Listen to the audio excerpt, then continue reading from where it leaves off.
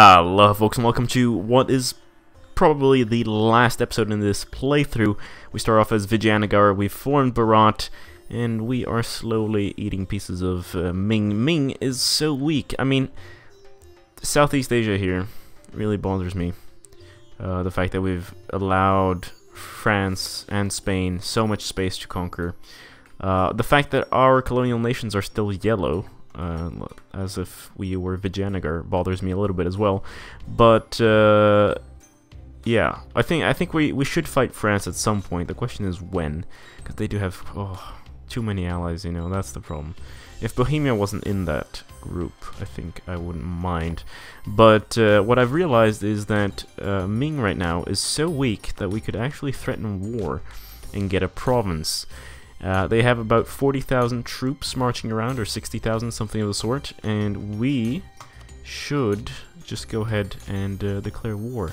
I'm gonna call in the Orat Horde, of course, promise them some land, and I think we're gonna go in. I want some war. Poor Ming, completely occupied here. Here we go, the separatists are rising. That's wonderful. We're still gonna win the war, but I think what we're gonna go for here is definitely try to see so that Ming actually explodes.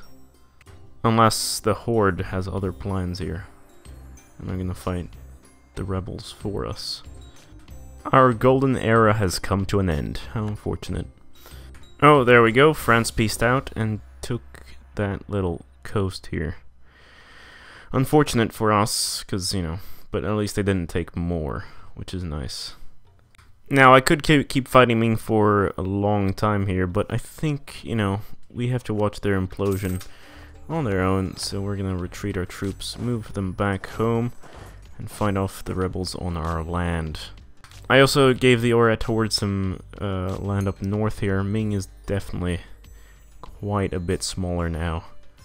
Ah, look at this island here that we tried to invade a while back. We have the Ottomans, we have the Papal State, we have the original state, of course, of Majapahit. We have Venice, we have Hamburg, we have Spain, and there's France as well. Everyone's in this. Also, instead of getting our colonial nation to declare war, we're just gonna threaten Portugal for war so that they can give us Tiwi here. And just clear the map a little bit. Oh, that makes my life... makes me feel so much better. Alright, let's expand here a little bit. I think we'll go to war with both of these, actually. Who are you allied with? You're only allied with them. So... oh, but Ndongo would... because if I called you in as a co-belligerent, then Ndongo might join. Ah, we got some rebels, and of course they end up all the way over here. It's a bad idea to ally whoever, you know, stands in our way, because, you know, you always end up being the first one to be annexed after before you take everything from your friend. Ming is still dealing with their rebels. Dali has become independent, which is kind of cool to see, and yeah, I hope to see more. Key is also independent. That's cool. Japan seems to have started another invasion. What's it for? Japanese Ming War for the Mandate of Heaven. That's not good. At least Japan is my ally, though, so it might be okay. I mean, we're at the end of the game anyway. It doesn't really matter. Wait a minute. Khmer is independent. They declared independence from me, but I sieged that back the shit. I don't understand. I thought, oh, that's really unfortunate. We actually lost territory here. I mean, this is really annoying to hold, though, so I guess it's understandable if that happened. You know, there is a way around of fighting France, because I want Kutch and I want this province here, and France guarantees the independence of Ndongo. So if we attack them, France would be called in, and we could potentially get some stuff. I was about to ask why we can't declare war for the Mandate of Heaven, but actually, yeah, Hindu is not a an Eastern religion. It counts as a Dharmic religion, so it's a different religious group. Ooh, this is interesting. Cookholms actually survived as an independent duchy all this time. Tarascan does not look... No, yeah, they're a subject. And, yeah. I just find it interesting that they're around. And then there are the Shawnee and the Shoshone. I mean, look at that. That must be so isolated. Yeah, Yang is independent. The Yang separatists, which we funded, have rebelled. I mean, yeah. Ming's glory days are... I don't think Ming will exist for much longer, to be honest. Boundary dispute with Dali. Sure. Go ahead. Also, the Oirat Horde seems to have connected their north and south areas here, and they are definitely quite big now. They are not on the Great Power list, though, because this area is, of course, quite poor. But they are our allies and a power to keep an eye on. Russia's at war with Ming as well, in the Russian, or Second Russian Ming Imperialist War. I imagine they want these areas over here. And the Empire of China is held... the Emperor of China is Japan in Tokyo, I imagine their capital is. Let's take a look. Kyoto, yeah. Norwegian Brazil is actually... is a princedom under Poland. But they're independent from Poland. Oh! Wait, they're independent? Wow. And now they're attacking Holland. Because they're allied with... someone? Okay, this is very confusing, but yeah, I think Brazil just became independent here. Oh my god, you guys. Ugh. December 31st, 1820. I know what you're wondering. What the hell happened in the last 20 years? I don't even... Oh my god, I feel so bad. Holy shit. I've been playing for over 3 hours now, or 4. For the last 20 years, since we last saw the cut, right? And I've been clicking record, just as always. And only now do I discover, on the last day of the campaign, that it turns out, for some reason OBS wasn't recording when I clicked the recording button. I think I clicked the wrong game, so, but the weird thing is, it didn't even record a black screen, it just didn't record anything at all. But oh my god, I don't even know where to begin. It really, really bothers me so much, because it's so sad. I mean, I think we can go through this. I'm very sorry. I mean, I don't... yeah, you know what? We can go through the timeline. Here. We can go really fast towards the last 20 years there, and then we'll go quite slowly. But here we actually get to see us expanding, which is nice. 1500s there, we start expanding. Then we start moving, going colonial there, which is nice. And, yes, alright. 1600, I think we're in Australia, we're in La Plata. Eventually we do get to Canada there. But I can't really see that. We do already have stuff in Europe there by that time, and then we expand viciously here in the last few years. We can start moving a little bit slower here. We form Bharat.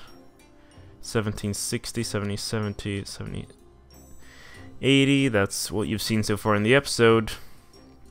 And then 90. And then 97, 96, right? So this is what starts happening. We actually declare war on France for Kutch. And then we are able to, or through Ndongo there. And we're able to grab a few pieces of land from, what's it called? From France, Kutch mostly, and the African coast here. I don't exactly remember what else, but we did get a couple more things. France did expand quite hardly here into Southeast Asia. But as we moved on, we also go ahead and declare war on Ming here for a while. We wanted more, but there were other people that were worth Ming. And then eventually, we actually go ahead and fight right here towards the end. Oh, there you see, we fought Spain. That was quite a toilsome war. It was a war for this Bintan here. We didn't actually capture it in the peace treaty, but we occupied, you know, this area here that I wanted, and then we occupied all of this area here and the Chinese holdings that Spain has nowadays. However, we only got a few provinces here, and most importantly, this stuff I wanted here. You're right, from France we also got this area here, and now with Spain we also got a little bit more. And then now, at the very end, we actually usurped. We went to war with Scotland, so there we go. We took the remaining part of Scotland there that we needed to clean the border, and got all of La Plata. We can't see here in the timeline, but if we go back, that's our colonial nation right there. It really sucks that I screwed up so badly. I hate myself. This shit always happens. This campaign was just going way too well in terms of recording for there to be something that screws up. But our force limit, massive, right? 1,360,000 troops on the field. We can have a little bit more if we wanted. Our ships really took a beating fighting Spain towards the end. We do have a massive fleet of 3-deckers that we move around, but they're not, you know, mobile. It's just one big fleet. And we don't exactly have the amount of sailors. I've built a bunch of buildings to increase our sailor capacity all over the world, but it just has not been enough in this campaign. Especially when our main fleet is out at sea. It uses a lot of sailors. So that number is actually supposed to be higher. We were at like 600 and something. We're coring the Scottish stuff. Religiously speaking, let's take a look. Yeah, just Hindu, most of it. The new mechanics are a little bit annoying, of course, which means unstatified things can't change religion unless you're lucky and get some sort of event there. What else? I don't really know. Right.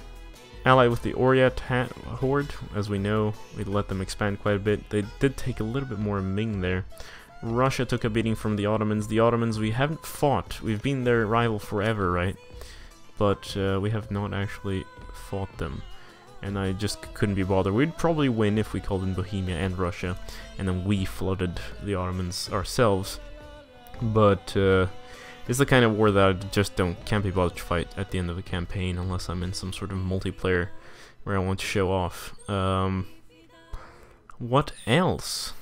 Yeah, the European map is a mess. The HRE is a mess. Bohemia helped us fight Spain, but Spain actually... This is the thing, the AI started moving their troops away from Bohemia all the way down to Southeast Asia and let themselves be completely sieged down, which was rather stupid. But eventually we did get the war score once they pieced out to get that. And we also, before we invaded Scotland, we've been like funding revolutionaries here forever. And it seems like the revolutionaries are actually going to fire here, which is pretty cool.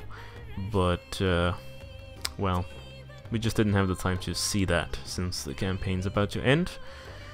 If we actually take a look at our vassals, or colonial nations as part of our empire, it's annoying that they're still yellow. You can see here that, of course, we own quite a nice portion of the world. We are by far the greatest power in the world, 6,442 development there. And that's, yeah, I mean, our subjects aren't actually that big. The stuff we own is a lot of development. It must be said that Southeast Asia at least got nicer borders here at the end, but of course not the way I wanted it to be, as in me owning it. This, oh, a mess, you know, Hamburg's over here, Hamburg's over there, the Papal State. I think Japan has, Offley has stuff here. Spain, France. Yeah, it's just a mess. The Ottomans, but the Papal State still owns this, which is a little bit annoying, but of course. Africa, much happier with the borders here. Of course, we'd have wanted to have more, but that's all we could do. At the price of cleaning the coast here. This can't really be bothered, you know. We have the islands around it, so that's what matters personally. Again, colonial mess. These trade companies, they're cool, but I think they need to be balanced a bit, because it feels like every country just freely gives away provinces to any Western or any European power that feels like it. And yeah, I don't know. This bothered me, you know, the color thing over here. If we take a look at this, really bothersome. But there's nothing we can do about that. In terms of income, our expenses have risen over the past few years. Our income is quite high, though, or very high, to be honest. I mean, I'm very happy. The spice trade, really focusing on our home region here, the Indian Ocean, has been fantastic. I think we really also prevented a lot of trade from going to Europe.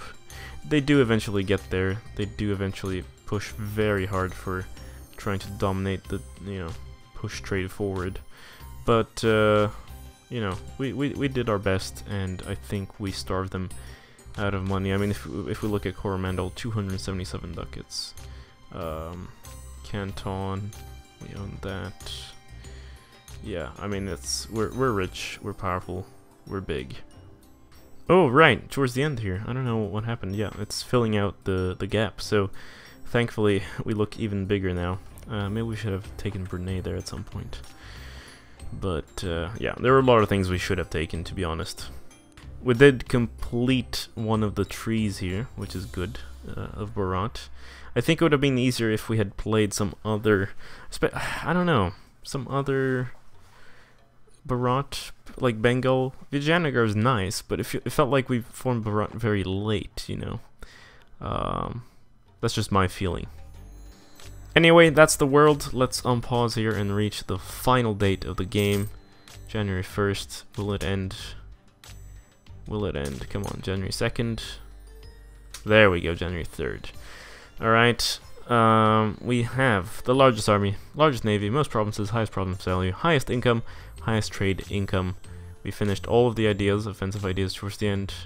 Trade ideas, we have best ability, great prestige, great everything. A little bit of overextension there from Scotland towards the end. And yeah, I think we did pretty well. Let's oh, not the timeline. I don't mind the timeline. We've already sort of seen that. Played as Bharat. We had a ruler, right? He was really good. He was, I think this one was our 666, 57 years. 78 wars ended in victory. We lost one ship, killed a ship a year. We wiped 35 nations from the face of the earth, annexed 508 provinces, 78 provinces, or 79 provinces were stolen from us. I don't know where or when, but okay. Legend Among Legends was one of our generals. Oh, I think I remember him. Just fantastic. Hindu religion, and Vijayanagar was 63 development. Glorious. So that is that, ladies and gentlemen. Thank you so much for watching. This has been a fantastic campaign. For a while there, towards the end, I almost felt like converting to Victoria 2, but I think, you know, I don't know. The border grows just too much to try this in Victoria 2. So let me know down below what kind of campaign you want to see next, what kind of game. I'm open to many suggestions. I've been thinking of going back a little bit into Hearts of Iron 4. I have currently a species game going on, or campaign rather, not campaign, a let's play going on, and of course I have a multiplayer Crusader Kings with the Solar Gamer and Aldrahill going on right now, which you can check out. But we definitely need to start something else in single player, and I'm open to suggestions, so let me know down below. Share this campaign with your friends if you've enjoyed it. Leave a like, subscribe if you haven't already, and I'll see you later. This has been GameGabster. Farewell.